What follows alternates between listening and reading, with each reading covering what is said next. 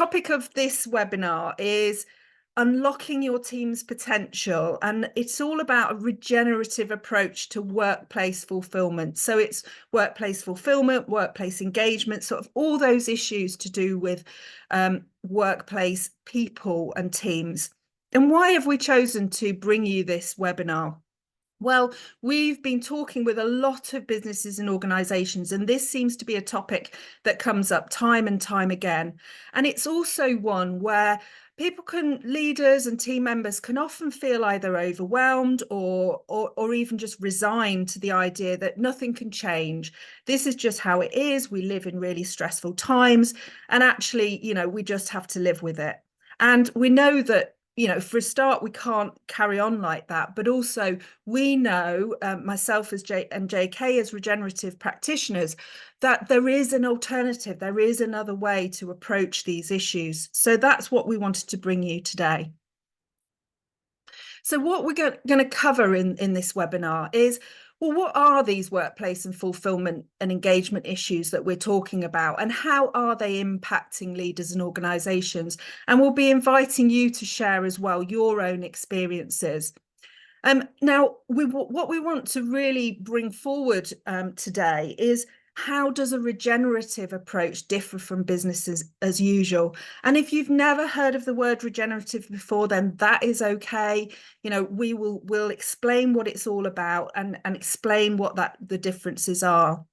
We're going to share with you our Think Like a Forest unique nature-inspired frameworks and how they can guide leaders. So these are frameworks that we've developed over the years, kind of inspired by lots of living systems approaches, and this is what we use in our programs. So they are tried and tested, and you're going to explore those a little bit today as well. We're going to look at some of the mindset and culture shifts for you and your team, because, this isn't just about theory. This is actually practical action so that we can, be shifting and doing things differently in this new regenerative approach. And of course, we'll be signposting you to how to dive deeper into this topic and other wider regenerative topics as well. We'll be signposting you and answering questions about our regenerative organisation fundamentals programme. And we have got an offer for you as well for people from this webinar. And like I say, there'll be an opportunity to answer questions. And so what is Think Like a Forest? So it is a collaboration between myself, Sarah Spencer, and JK McQuinn, who's here today as well, who's just waving. We offer courses, workshops, and consultancy for leaders, businesses, and organisations. And all of our work is centred around this regenerative approach. And a regenerative approach is inspired by the success of living systems. So as you can imagine, we're both passionate about nature. We're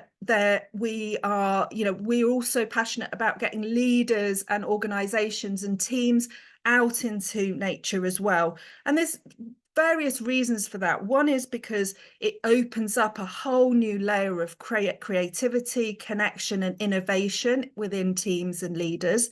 But also, nature is a huge learning resource as well. So, when we connect even more deeply with living systems and feel ourselves as part of them, we see that the same principles that apply when we walk out and take a team into the forest also apply to the ecosystems that are our businesses and organizations. And this Think Like a Forest, as you can imagine, is linked to Think Like a Tree. So when you go on the website, you'll see that it's the Think Like a Tree website, and that covers offerings that are regenerative and nature inspired for lots of different audiences. So just to give you a bit of a context of where Think Like a Forest fits into the overall Think Like a Tree picture. So if you're looking for offerings for for yourself as an individual, like a more of a personal development program, then we offer that as well within the Think Like a Tree framework. So what we're going to do now is JK is going to lead us in a grounding. And this is something that we like to do with all of our sessions. First of all, before I hand over to JK, this is all about being present. So like I say, try and switch off any distractions on your computer and find a quiet space. And we really want to bring ourselves into this space. Now, of course, that's harder because we are connecting over technology rather than in person. So that takes a little bit more effort, but it can still be done. So we do like to start our sessions with this grounding. So over to you, JK. Thank you, Sarah, and hi everyone from wherever you are, calling in from across the world. There's the interconnection of us all happening already. I can feel it. So you may be familiar on grounding practices, or this might be something fairly new for you, but this is just a gentle invitation really to help us become present and focused for the session. So take this moment. If you want to turn your cameras off for this so you can be fully with yourselves, that's totally fine. And choose these next few moments just for yourself. So as Sarah says, on a practical level, this is an invitation for you to just have this time and space we're sharing together today. A time to minimize distractions and maximize focus. Shutting down any pop-ups or emails, silencing notifications if you can, and closing down tabs. Take a moment to inward now. How many tabs feel open in your own mind today? As you follow this invitation to find your breath now, what words and feelings do you sit with? Take a moment to listen in to those words. A rarity in our busy, hustling lives to just take a moment for ourselves. Notice any tensions, aches, and stiffness now, perhaps closing your eyes or finding a soft gaze. Moving, easing your body to adjust to your day so far, and finding that breath. Notice the pattern of your breath. Curious to slow its rhythm, like the shore lapping at a warm, sandy beach. Pause for a moment and be curious to find where is your nature space. Take a moment to find one in your mind. A garden, a holiday, a place from childhood, a beauty spot to be remembered now. Take in the scene in a way that feels right for you, as each busy moment knocks on the door of your thoughts, taking a deep breath and finding your way back to that place in nature for a moment of calm adventure. Take a few more balanced breaths here. Again, adjusting and easing the tension in your biological body, the one that creates life for you. What word or feeling finds you there in that nature space? Take a moment with that word or that image, that sensation or feeling. Then slowly, with ease and vitality, connect yourself back with the session now, bringing with you that sense of nature. And when you're ready, with a deep breath in and out, and perhaps a long, good stretch again too, listening, present in the here and now, and ready to receive Sarah's thoughts today. Thank you. Thank you, JK.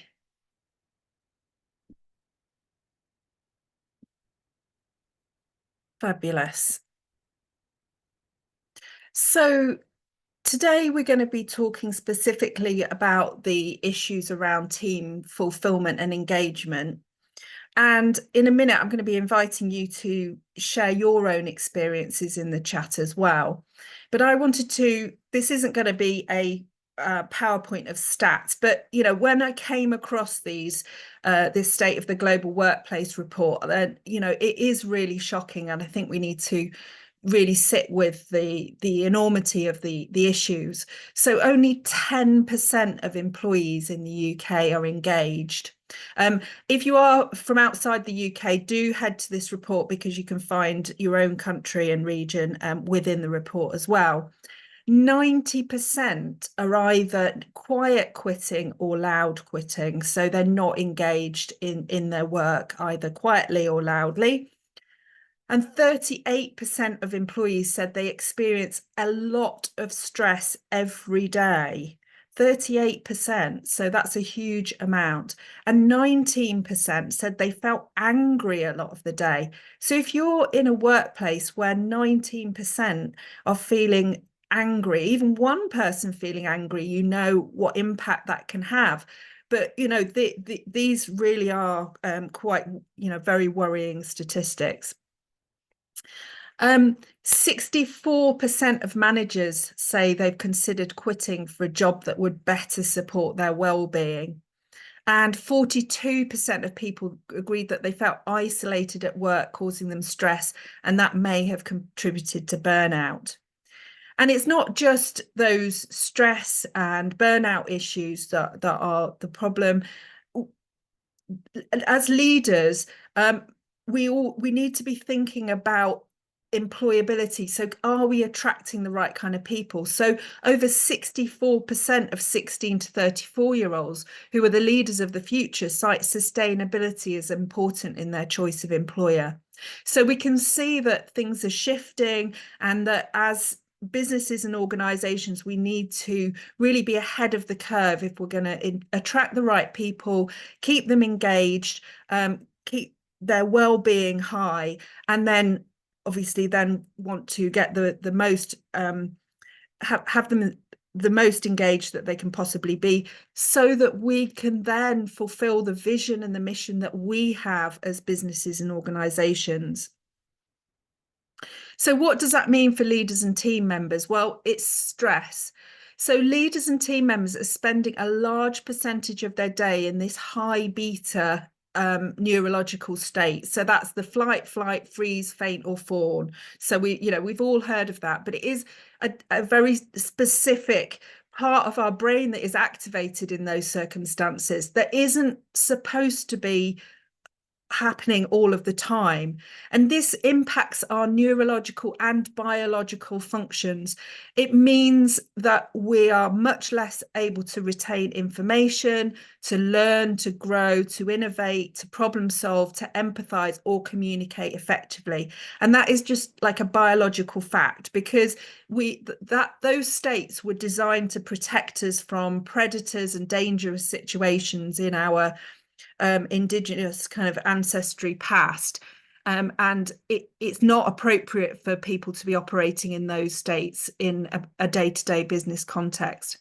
Of course, there's all the overwhelm, burnout, anxiety and mental health issues, increasing in long-term health conditions, and actually sometimes the cultures reward this behavior. So of course we get into these vicious cycles of things like bullying and harassment as well, and we think this is normal now. So sometimes it's even encouraged, those long hours, those going home and checking your emails, and that high stress that so that's a badge of honor. And obviously it's totally impactful, not only on the individuals but on the organization as well. So for organizations, this obviously leads to recruitment and retention problems, quiet and loud quitting, and then the creativity that we need for innovation and adaptability and resilience just isn't there. There just aren't the reserves there. And this impacts the quality of work, the effectiveness, the efficiency, and it's really impacting the ability of an organization to achieve their vision and their purpose. And of course it's got all sorts of other knock-on effects, like for health and safety, reputation, and lack of capacity to take on new things. And we know at the moment that businesses and organizations are facing a huge amount of new challenges in the UK with things like Brexit. And then we've got new regulatory requirements around environmental reporting, for example, as well as all of the cost of living crisis and the high materials costs. All of those things need that extra capacity, that resilience in the system, which often isn't there when people are just working flat out day to day. And it's missed potential. So in regenerative terms, I'll come on to this in a minute, we're really looking for potential and how we can bring that into reality. So we can't miss the wider context. So we are living in an era of interconnected polycrises. So we're not just looking at this in the context of workplace engagement, but we have biodiversity, climate, pollution, soil crises. We have this, and then mental health crises, all interconnected. And there are common reasons for why we have reached this period of polycrisis. And we do go into this in quite a lot of detail in the course. There's not much time to do that today, but essentially, we need to be looking at things in a much wider systemic way while still acting on the specific issues that we're facing. So I'd love to know in the chat your thoughts or experiences of team fulfillment and engagement. So does any of that sort of resonate with you in terms of what's happening, showing up in your workplace or your organization? I will just give you a couple of minutes to share some kind of thoughts and ideas. Oh, I've gone on. Let me stop sharing for a minute. And then I can see people. Yeah, so share any challenges that you're facing.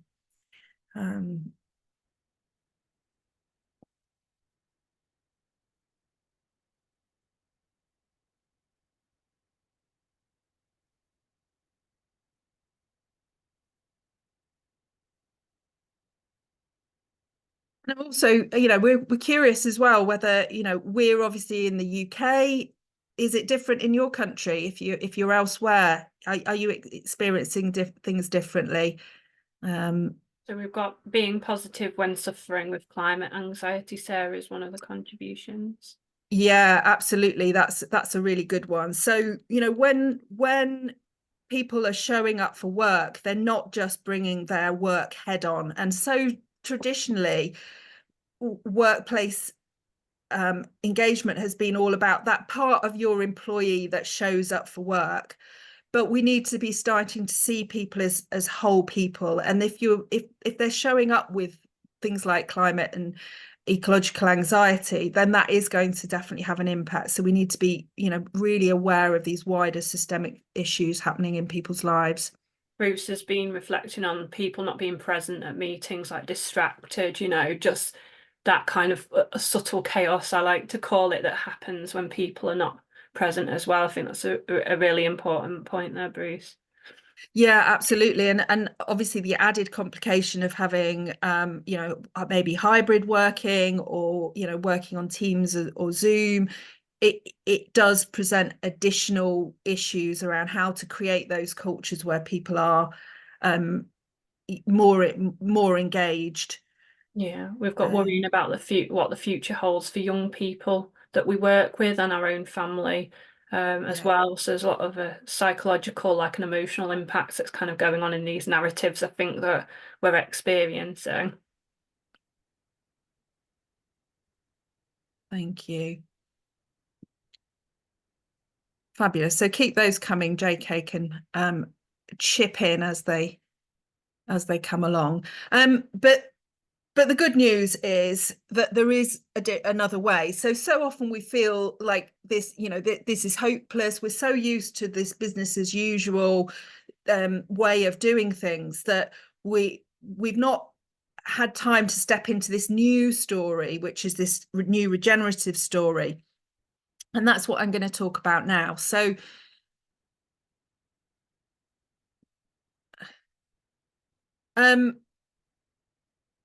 like I say, we need to have a new story, and essentially this new story is one that we're weaving together.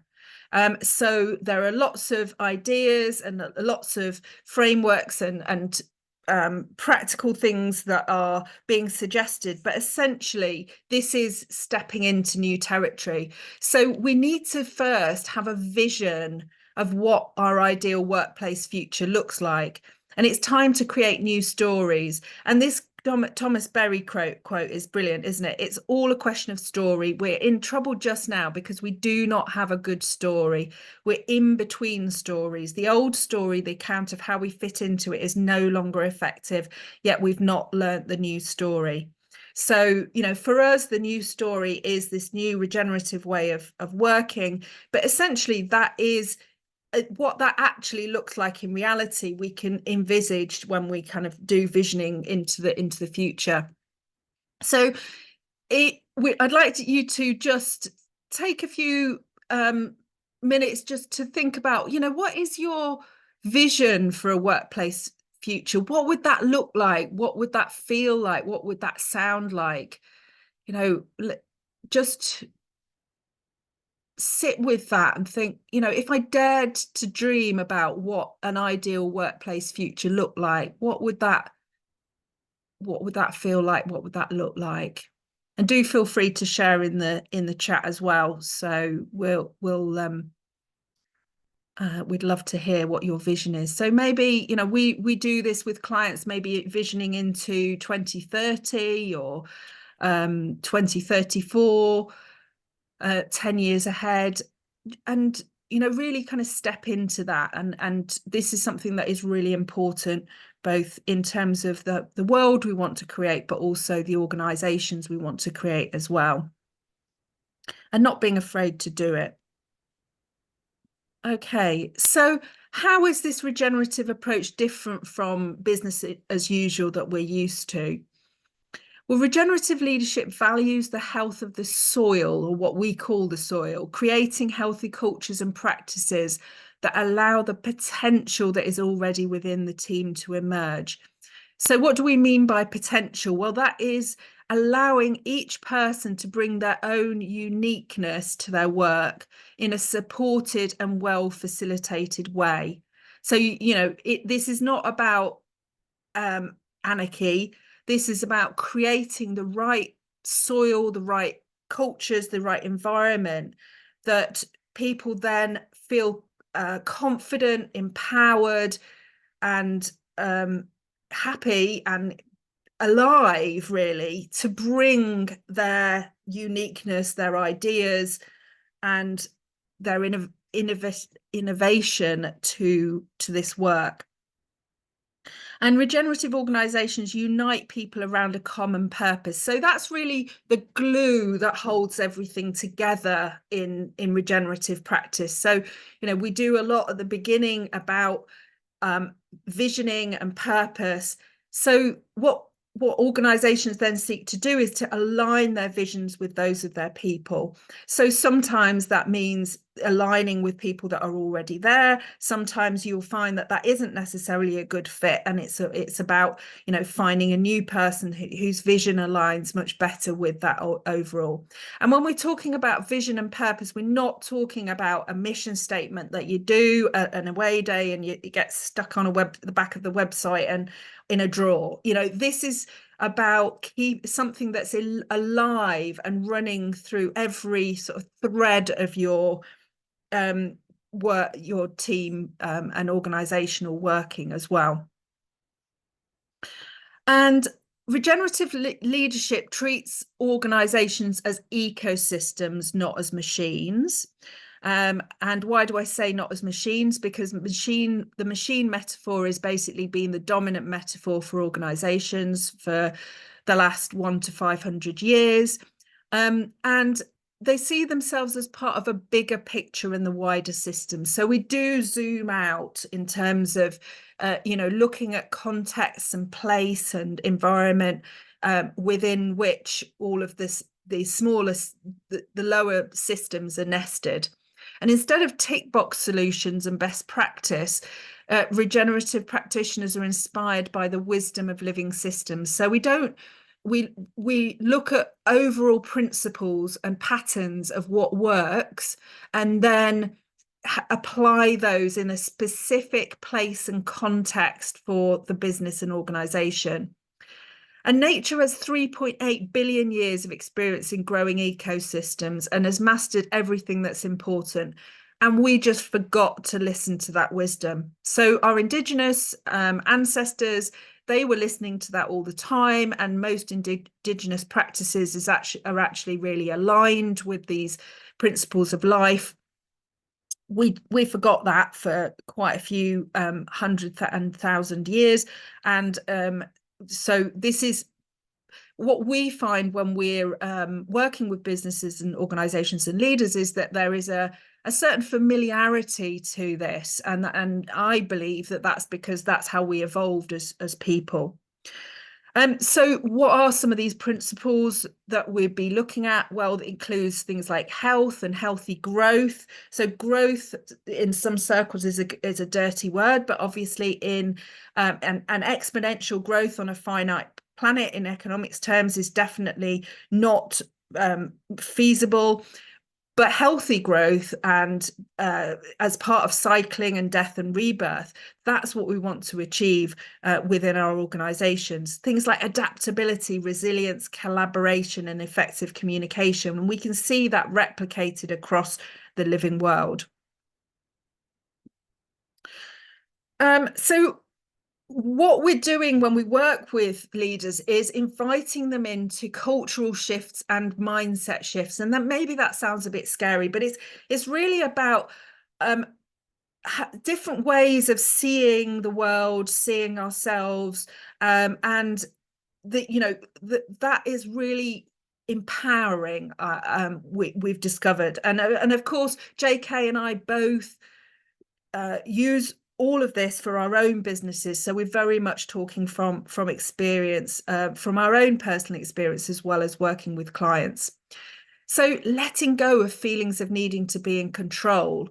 There's very much in modern business this idea that, if we're not in control of everything and we've not got these massive to-do lists and, ticking them off, and we know what every part of this moving machine is happening at the same time, that we're doing it wrong. So to step away from that into more effective processes can be really empowering, and it's super good for your well-being too. And we're going to be talking a lot more about that in next week's webinar, this idea of stepping into complexity and thriving with it.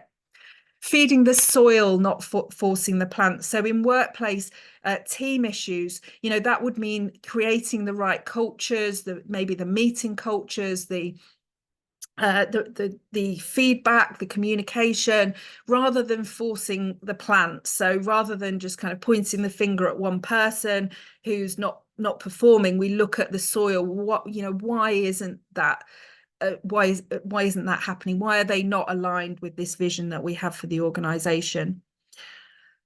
Trust the power of self-organizing systems and create the right cultures for them to thrive. So people have a huge ability to self-organize when they have a guidance and frameworks that are aligned with an organization and what it wants to achieve. And a lot of what happens is that this is squashed or even penalized. I think of like whistleblowers, for example, that whistleblowers would be really important as part of this self-organizing systems. They're really valuable. They're the people who are kind of saying there's something wrong, and but that obviously takes effort to try and create the right cultures, and viewing your team as an ecosystem, not machine. And you can think about like the metaphors that you're using. Are they machine like metaphors, or are they ecosystem type metaphors? So just be aware of one, for example, it's not a machine metaphor, but it's one that I don't like. Human resources. If you treat your people like resources, then guess what? They're going to show up as resources, not as people. And you want your people to be showing up as part of an ecosystem, a living, breathing, functioning, healthy ecosystem. And then we also, within regenerative practice, harness the power of patterns and seasons. So I'm not going to go into that a huge amount of detail now, but these are all tools that we can employ within this transition.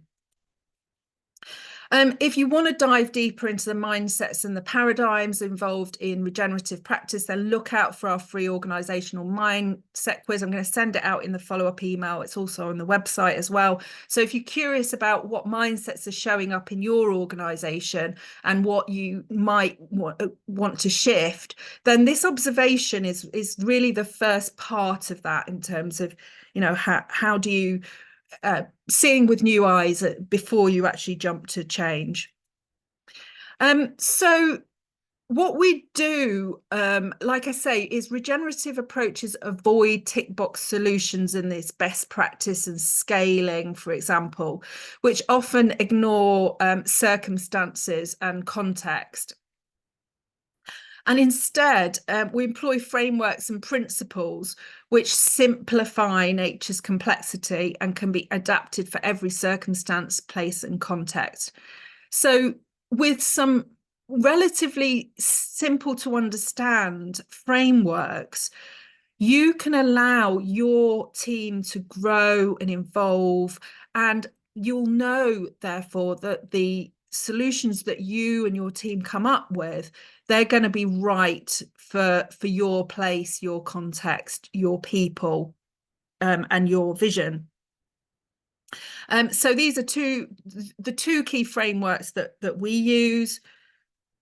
The 12 strands and the 6 systems dimensions, and I'll tell you a little bit more about those in a minute. So this framework, the Think Like a Forest 12 Strands, has been developed by myself in collaboration with JK. I did write a book, I have got a book called Think Like a Tree, The Natural Principles Guide to Life. So I've done very extensive studies of the natural principles that come out of the various different disciplines. And that includes things like permaculture, biomimicry, systems thinking, etc., etc. And I also really want to draw your attention to indigenous and ancient wisdom as well, because, there have been people living within these kind of frameworks for, millions of years. That's how all our ancestors evolved. And some people didn't lose that like we did in the West. And of course, all of these, you can go out and go into any ecosystem, your local woodland, for example, and actually start exploring them for yourself. So start seeing them.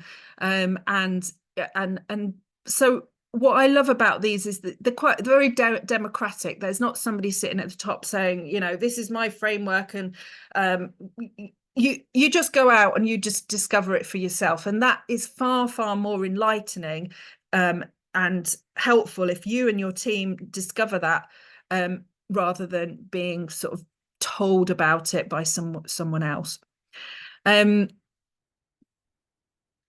So the 2 frameworks that we share are part of our regenerative organization fundamentals program.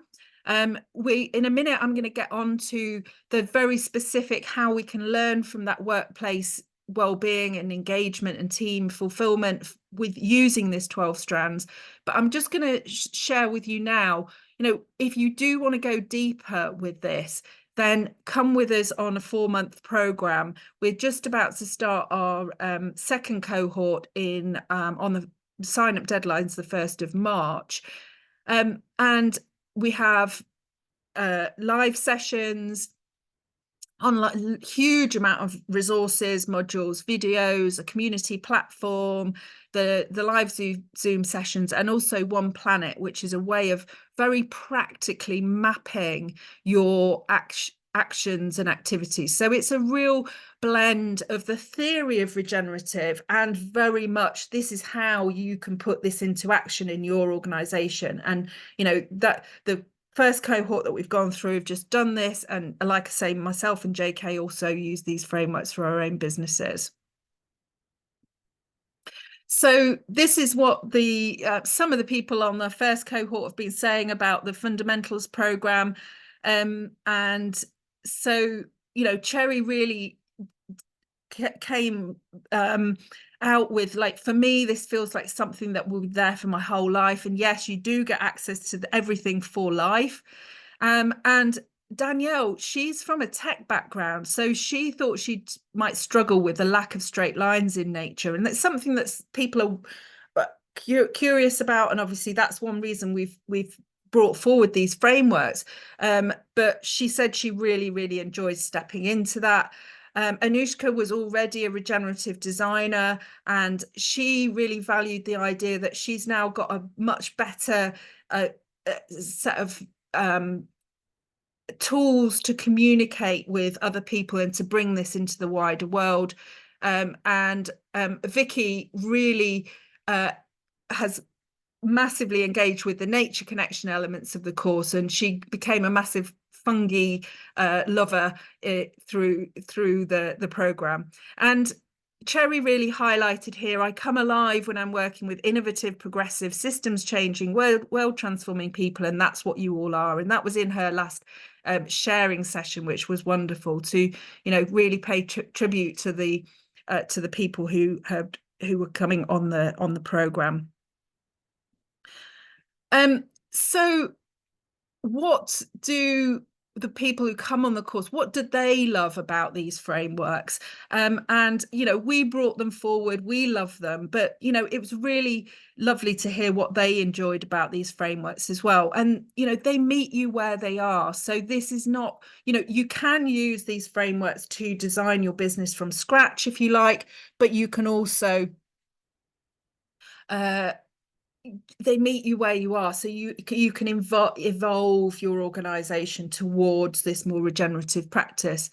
And they're easy and simple to understand, but they contain a whole lot of depth. So there's a difference between simple and easy. So simple is obviously the frameworks are relatively simple to understand, and they take a whole load of effort and thought to actually put them into practice, because we're transitioning often from like really old, model business as usual organizations into new regenerative ones. But everything is there. And one thing that people really commented on is that they really loved the idea that they used this as an evaluation tool for their existing businesses as well. So it was a real confidence boost to see what they were already doing, and to think, yes, okay, so yes, I know that I need to work perhaps more in this particular strand, but here's all the stuff that I'm already doing, and isn't that brilliant? So it's a really good evaluation tool as well. So pretty much covered all the elements of a successful healthy organization or ecosystem, and there's more detail obviously hidden behind these key headings, but it is a comprehensive framework, and they offer hope as well that there's another way of doing business.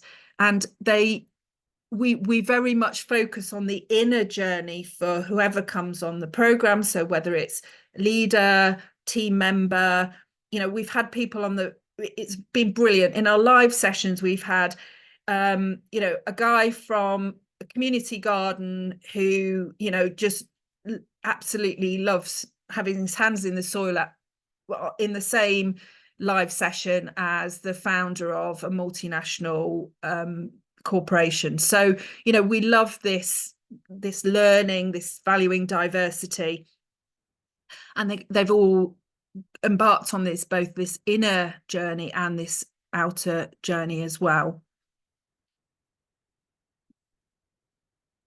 So the rest of the webinar, I want to concentrate. So where do the strands lead us with regard to team engagement? So we use this as a guide, and essentially there are lots of ideas. Like I say, you'll be evolving your own solutions depending on what your circumstances are.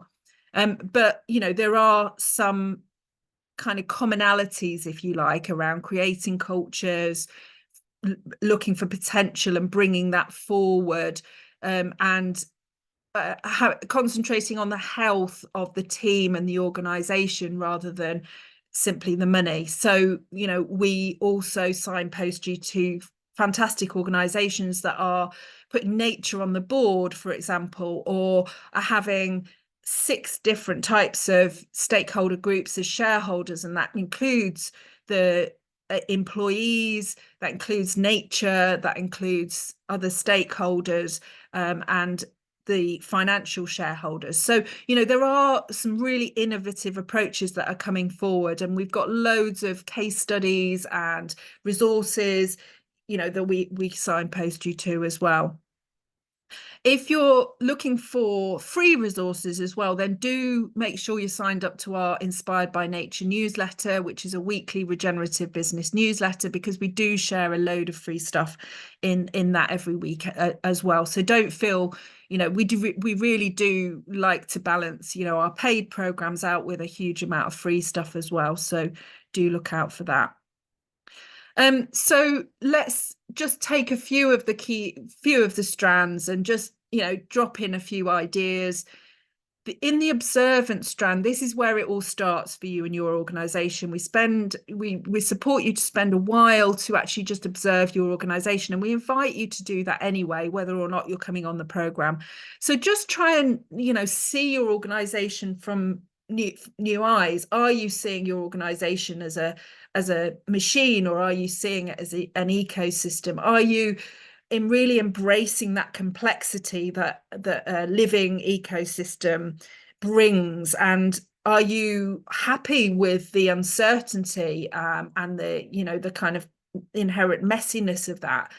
So changing perspective leads to a change in action. So there's a direct correlation between, you know, what you see and how you see it, what the values are and what's coming forward out of that, and then the action then follows. So what we try and do is go upstream into those mindset issues, the observation issues, and then trust that the action will follow as well. And, you know, just try and get to know your team and your culture better. So get to know the whole person, not just the part that turns up for work. And, you know, I know that takes time in busy lives, but it will reap rewards. And, you know, asking people, I think sometimes, you know, we're too afraid to ask people how they are or what's going on. And that kind of accepting feedback is one of the other strands, and that isn't feedback in a traditional business sense. That is just this ongoing process that we see in nature of gaining information and then acting on it. In the creating life and purposeful strand, Cherry again, she realigned her graphic design business to offer services to purpose-led businesses that align with her own values. So she very generously kind of shared with us around this whole process that she'd been through the program, about sitting within the purposeful creating life strand, and that also increased her networking and collaboration as well. So you can see how these different strands are interrelated as well, and one leads to another, and then you build that sort of healthy ecosystem approach.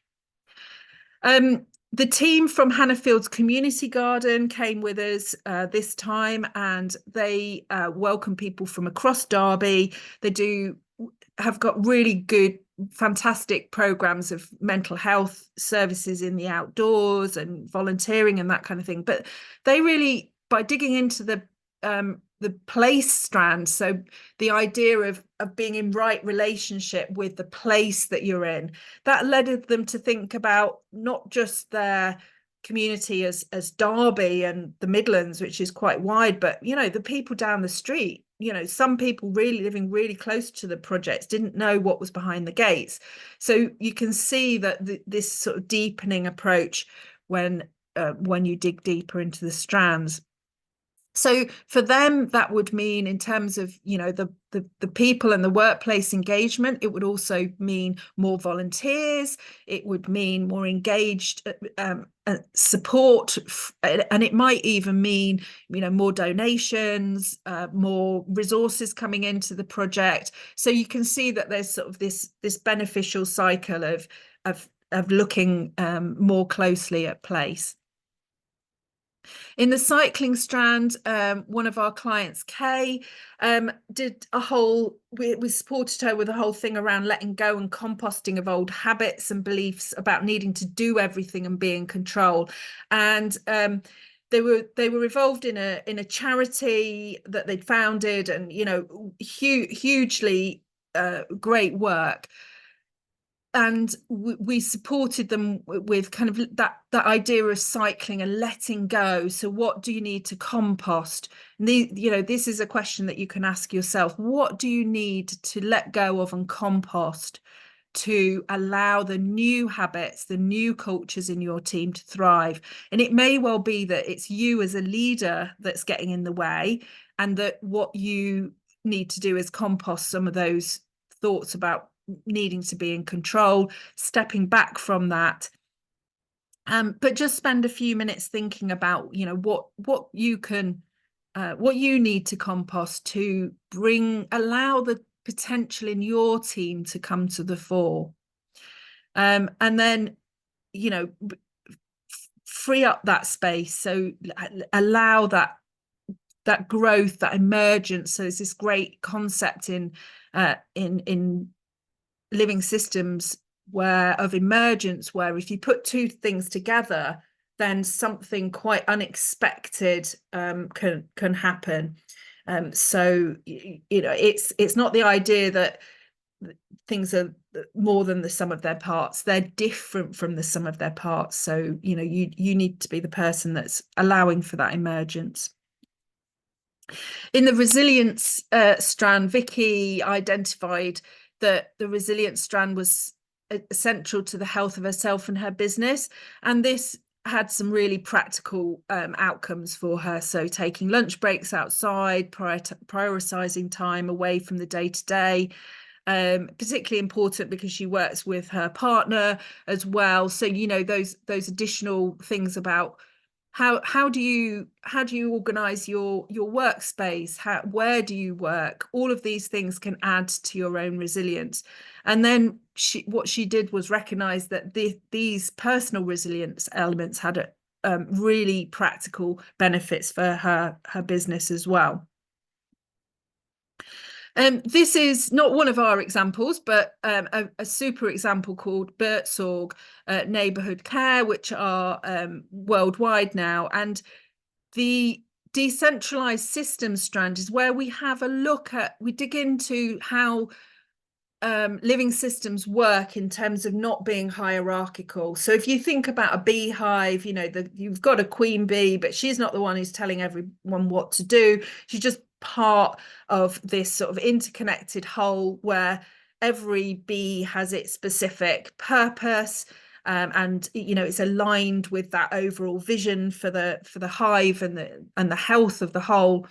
And there's this sort of decentralized approach. And this organization, Birtsorg, which is a neighborhood care company, have absolutely revolutionized care by having small teams of between 6 and 11 carers who have clients that they see regularly. So instead of like the normal model in the UK, where I have friends who work in this field where they're going here, there and everywhere and never seeing the same person every day, that's very differently organized. And what the teams do within Birtsorg is once they get to 12, they split into two. So then you get two teams of 6. You've got a really small centralized function, which is more around coaching and answering questions and supporting rather than telling people what to do. And it allows the people in those teams to really bring forward the solutions that are right for their particular clients, their particular location, their neighborhood. And you can see from the stats on the slide that the outcomes speak for themselves, really. You know, client satisfaction increases, staff absenteeism is lower, the turnover is half of that of their competitors, and their overheads were really much lower as well, hugely lower. So, you know, there's these win-win-win when the things are set up. And the interesting thing about Buurtzorg is it's actually a private company, so you would normally associate this with something like maybe a cooperative or you know, a not-for-profit. It's actually a privately set up company. And then resilience. I'm going to end on my own case of resilience for talking about resilience, because I, like I say, in growing my business and bringing this program to the world, I've always used these nature-inspired frameworks to design for resilience within myself and my business. And I do live with a long-term chronic health condition, so it's you know, it's really important to me that I'm designing for resilience. And in designing this program, here's some of the things that just came to mind that I had designed in. So designed in that collaboration with JK, so that brings an inherent flexibility. Then our external coaching support as well, time out with friends, time in nature, that strong purpose that I'm really, really aligned with to keep me going when things are tough. So there's this concept called grit, which is really aligned with purpose. And then the financial resilience I designed in as well. And that was really tested this year, because quite a lot of things happened as we were bringing this program to fruition. Sort of towards the second half of last year, I had a major health scare. I ended up with lots of children at home and really not a good place to work. So I ended up kind of moving out and living in my van for a while. Various other things happened. I've ended up having a heart operation this year. You know, so this resilience strand, if you are really proactive with it and you design it in, then I can honestly, you know, hand on heart say that it will pay reap rewards. And nature is obviously the biggest teacher for that. So this is our 6 systems dimensions framework, which I'm not going to dig into, because I think, you know, it's relatively straightforward to see that there are systems nested within, and often programs will concentrate in one system. So for example, you know, you might do a carbon course, or you might do a leadership course, and they're really not necessarily bridging the full extent of everything that is involved in an organization or business. But what I do want to say is that this is not it. You just start from where you are. You have already begun by turning up to this webinar and watching this webinar. This 6 systems dimensions allow you to ripple out from yourself as a leader, and also kind of ripple in as well, because often as leaders we're looking outwards, whereas this will also help you reflect on those sort of personal aspects of what helps you to become the leader that you want to be, so that you can then support others and your mission. So it gives you more capacity to grow businesses, have a more harmonious and effective team, more sustainable and regenerative in products and services, and that overall impact on the positive impact on the biosphere.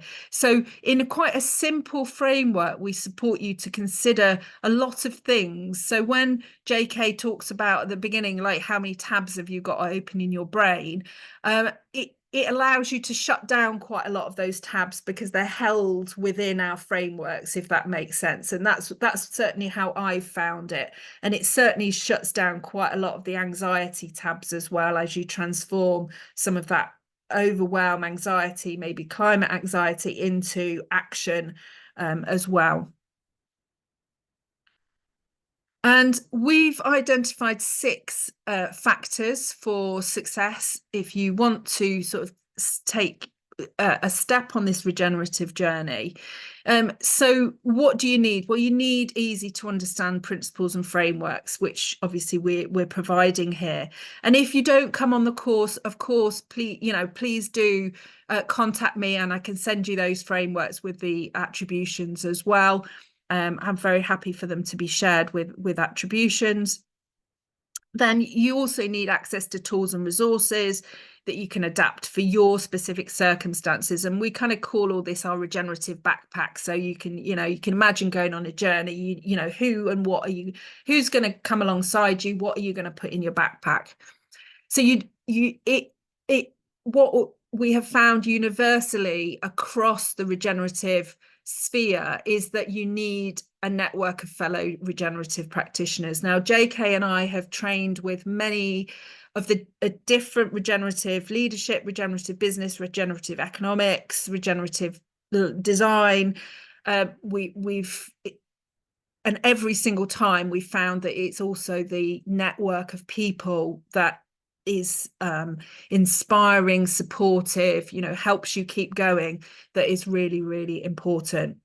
You need experienced guides. We tend to, in regenerative, avoid the term like experts. We definitely don't want to be creating gurus in this space. So we see ourselves more of guides, sort of alongside you, supporting you, and also signposting you where you need specific help.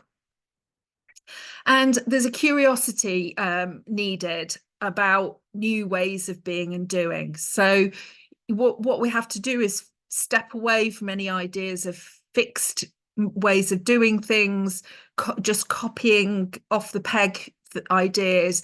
And we've found that the best way of doing that is to have this kind of curiosity, and often will support you with the questions that you need to ask, as well as the solutions that might arise from those questions. And linked to that is this willingness to let go of outdated habits, mindsets, and cultures as well. But when you do embark on that, it's hugely rewarding, and having this sort of supportive group of people around you who are also going on that journey is really, really valuable.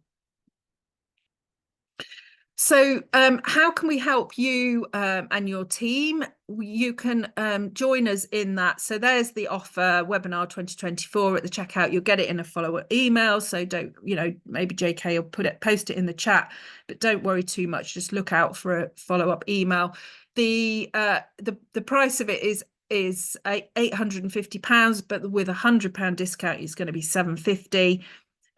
If you are very low income or part of an organization that's really, really struggling, then do get in touch with us. I shouldn't have said that. We definitely do, encourage you to either, pay full price or pay it forward if you can. But we also are passionate about inclusivity as well. So do get in touch with any questions. So we're going to move to questions and a little bit more interactive now with yourselves. Now we're kind of completed the main part of the webinar presentation. And what we really wanted to do was let things settle in terms of what you've heard. There's been quite a lot of information, so we're going to give you a bit of time to let things settle, and then we'd love to hear from some people. If you're happy to put your hand up and share any insights, maybe you've been involved in regenerative before and you've got some of your own insights. Maybe this is new and you've just had kind of some little reflection on what's happened today, some sharing of ideas with other people in the room would be absolutely fantastic.